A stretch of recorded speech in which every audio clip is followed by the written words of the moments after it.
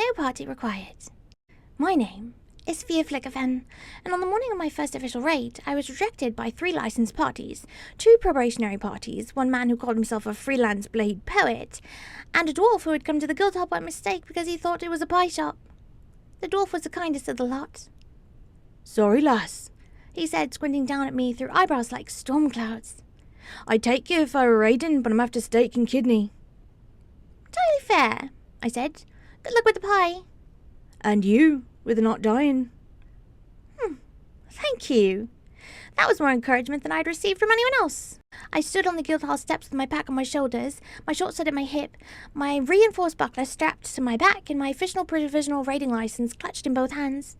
It was still warm from being stamped. The ink had smudged slightly where my thumb had trembled over the word provisional, but it was legal. Legal enough.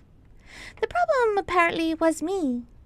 I am 2 feet and 3 inches tall on a generous day, assuming dry hair, good posture, and no one measuring me from a distance. My mother was a halfling, my father was a fae, or fairy, or a passing seasonal complication depending on which aunt had been drinking.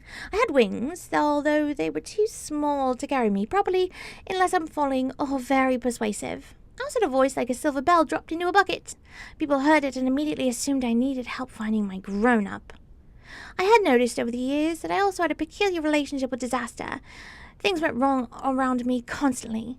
I tripped, knocked, misjudged, and fumbled with impressive regularity, but they went wrong in ways that tended to resolve themselves in my favor at the expense of whatever had been threatening me at the time. A dropped shield had once broken a pickpocket's foot. A sneeze had collapsed a shelf onto a man reaching for my purse.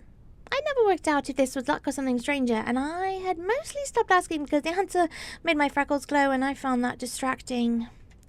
I only mention this because it's relevant to what happens next. "Absolutely not," said Boranak Shoulder, leader of the Bronze Boars, who had thighs wider than my entire cottage and a beard tied into 6 separate acts of aggression. "This is the tomb of Saint Grumble, not a nursery ramble." "I'm 29, I said. He looked down at me, his neck tattoo, which I think was meant to be a dragon, flexed when he swallowed. It looked concerned for its future. "You're tiny." "You're observant. Shall we both list our gifts?" One of his archers snorted. Bourne did not. "You'll slow us down." "I can walk." "You'll get stepped on." "I can move." "You'll set off traps." "So he left foot if it keeps breathing like that." He frowned at his boot. Mistress Grunt, who ran the registry desk and had the look of a woman who had once strangled a ghoul with measuring tape, tapped the ledger with her quill. "Fia Flickerfen," she said.